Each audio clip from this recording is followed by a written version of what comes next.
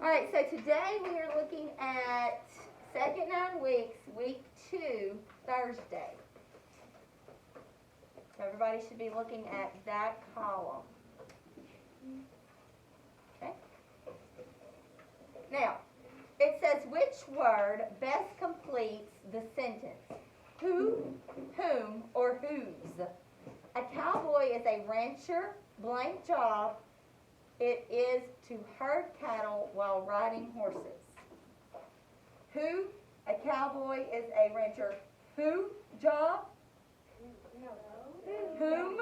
Job? No. Whose job? Yes. Yes. None of the others make sense. None of the others make any sense at all. All right, looking back at our words from Monday, which of these words best completes the sentence? A towel was able to blank most of the liquid. Absorb. Okay. Where does the comma go?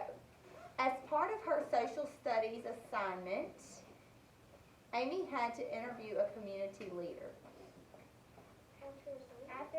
After assignment, because that is a dependent clause. Alright, so looking at yesterday, it says the shirt has a minute stain on its sleeve, but it's rarely noticeable, or the shirt has a minute stain on its sleeve, but it is barely noticeable. Minute. It's going to be minute because if it's talking about time, we pronounce this as minute. But if it's talking about being very small, we pronounce it as minute. Kind of like last week's word with bow and bow. It's spelled the same. That's what a homograph is. It is spelled the same, but it sounds different and it means something different, but it's spelled the same. So minute and minute are spelled the exact same, but one is a time, that's minute, and one is something very small, that's minute. Okay, so we pronounce it minute. What does the adage or proverb mean? An apple a day keeps the doctor away. Eat healthy fruit. Right. If you eat healthy, Then you'll have to stay healthy. to stay healthy. Eat healthy, stay healthy. And then you don't have to go to the doctor. Right, because if you're healthy, you don't have to go to the doctor, do you? Reduce the sentence by taking out unnecessary words. The wet and rainy weather had the effect of causing me to decide to stay inside. So I'm going to take out had the effect because I don't know why that's even there. And wet. And then I'm going to change causing to caused.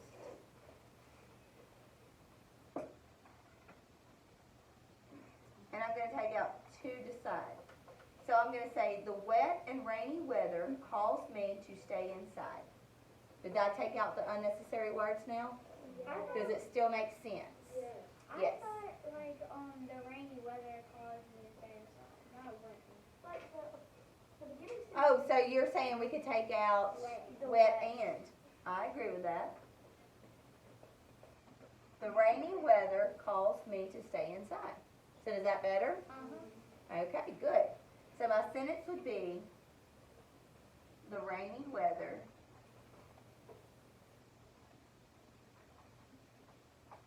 caused me to stay inside. All right? And then looking at the last box for today, words that are written by cutting or carving into something is called a or an what? A signature. Signature would just be if I sign my name. An inscription. So like when you get trophies or something, and it's there's a metal plaque on it and it's like etched into that, that's an inscription. That's what an inscription is. Okay? Now, the passage that we've been looking at this week in our Bellwork is The Boy Who Cried Wolf. And so we figured out that this was a fiction after reading it, that it was a fable actually. That was the specific genre. But because it was fiction, what did we have to do? We had to find the what?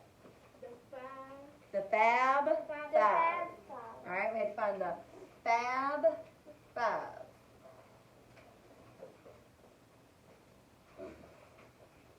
And that is characters, setting, problem, solution, and theme. Those are my Fab Five. So my characters, when it talks about characters, it's not just wanting you to list the characters, but also it wants you to include what? With the characters. Their character traits. Alright? So the boy, we said, was a liar. The villagers, we said, were angry. The setting was a sheep pasture in a village. The problem was that the boy was bored, so he began to lie to get attention. The solution was a wolf came to the sheep pasture, but no one believed him. He learned not to lie. So the theme is be honest, don't lie. Okay? So now, looking at our questions that we've gone over this week, on Monday we looked at why did the boy first call out wolf? It was because he was bored. On Tuesday we looked at, in the end of the story, why didn't the villagers come help the boy chase off the wolf? It was because they didn't believe him. Yesterday we looked at part A of a two-part question where we had to infer how the boy's relationship with the villagers changed over time. So we said at first the villagers supported the boy, but by the end they lost their trust in him. So looking at part B, we need one of these details that supports that at first the villagers supported the boy, but by the end they lost their trust in him. Okay? So when I say, when the villagers saw no wolf, they sternly said, does that tell me that they supported him, but then lost their trust in him? No. Okay? But the villagers thought he was trying to fool them again. Does that tell me that at first the boy disrespects the at first the villagers support the boy, but by the end they lose their trust in him? Maybe. C says, I cried out, wolf, why didn't you come? Does that tell me that at first the villagers supported the boy, but by the end they lost their trust in him? No. And then D says, we'll help you look for the lost sheep in the morning, he said. Does that tell me that at first the villagers supported him, but in the end they lost trust in him? So my answer is D. So tomorrow, whenever we go over number 5, I will be looking that you restate, answer, cite, and explain. Okay?